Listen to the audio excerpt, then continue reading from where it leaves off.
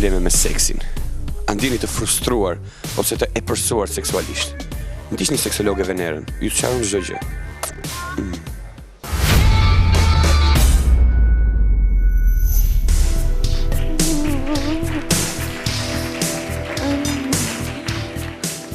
Mirëmbrëma zoq, unë jam Venera e seksit dhe qytetit tuaj me profesion seksologe. Edhe më shkërkuar që sot të mbaj një leksion mbi seksologjin. Ju lutem regjia, mund ta ulni pak muzikën, faleminderit. Siç mund ta merrni me mend edhe për mua është shumë e vështirë të mbaj një leksion mbi seksin, duke qenë se në Shqipëri ca gjëra janë akoma të ndaluara edhe si ta thot Venera e mjera, më duhet thjesht ajo rrok dhe jam e detyruar që ta bëj. Prandaj kërkoj mirëkuptimin edhe ndihmën tuaj. Mundeni? Faleminderit. Subjekti i diskutimit ton sot do të jetë seksi mashkullor. Më fal, po ju çfarë doni? Dy çuna seksi. Ndoshta nuk kam qenë e qartë, por subjekti i diskutimit ton sot do të jetë organi mashkullor. Kështu që Pa çuna, sa e ka për mua.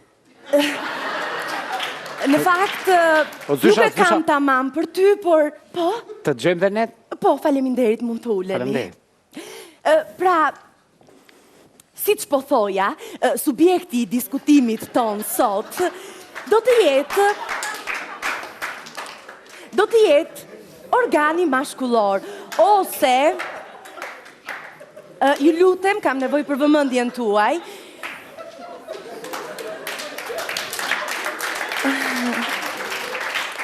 Atëherë nëse ju mjafton kaq edhe nuk keni nevojë për leksion, unë po iki. Subjekti do të jetë organi mashkullor që në jetën e përditshme ne e quajmë jo kaq të përditshme, e quajmë ai është një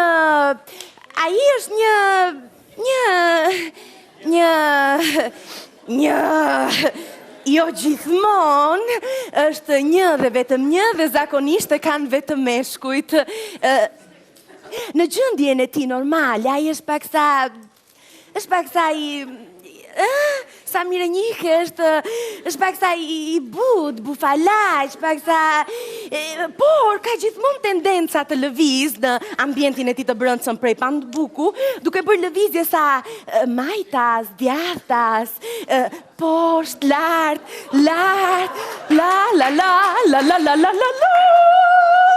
që do të thotë është i gjallë, është i zgjuar.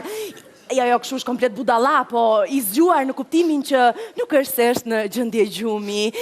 Pra, si ta thot Venera e mjera, asnjë nuk e ka mendjen tek unë. Po thoja që ky tipi nga pikpamja anatomike është i vendosur në mes të kofshëve, çfarë po mendoje, edhe është i rrethuar nga dy tipa të çuditshëm. Jo dhe aq të çuditshëm, sepse kanë një formë sferike, si ta thot Venera e mjera,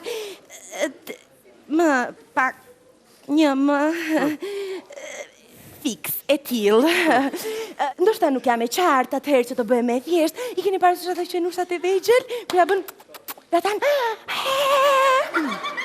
Po, dhe çojnë në këmbë, fillon ecin pak, pastaj më shpejt, pastaj vrapojnë.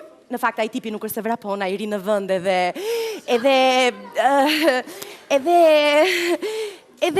preta të tipen. Në fakt, jo për ty, ti je shumë e vogël për këto gjëra.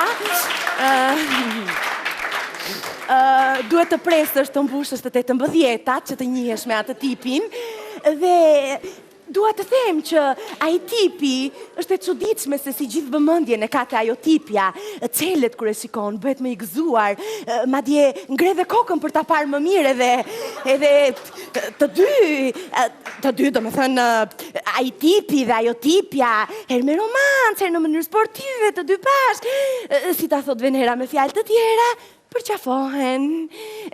Por kujdese, jeta për atë tipin dhe sidomos për dy miqtë ati tipit, nuk është se ka qenë e sigurt, sepse në mesjet aplikoj një torturë shumë e dhimbshme. Kastrimi.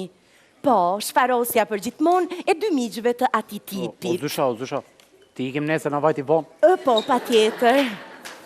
Faleminderit. Por gjithsesi nuk është për të shqetësuar, sepse në ditët e sotme nuk është një proces që aplikohet, ose aplikohet vetëm me kafshët, ose me meshkujt që sillen si kafsh. Mos më thoni që as kjo nuk ju pëlqeu femra, se nuk kanë çfarë t'ju them më shumë. Zogjt e Venerës. Zyshe më falë, a dali qikë se më mbrete e tipja? Patjetër, shumë ndënje. Për raportin midis ati tipit edhe asaj tipes, do të flasim në një emision tjetër. Deri atëherë paqe dhe dashuri. Sidomos dashuri. Dashuri jo vetëm me fjalë, po edhe me trup, sepse seksi, sa do i shpifur që na duket kur e dëgjojmë, është një nevojë domosdoshme. Leksioni mbaroi, ai tipi fluturoi.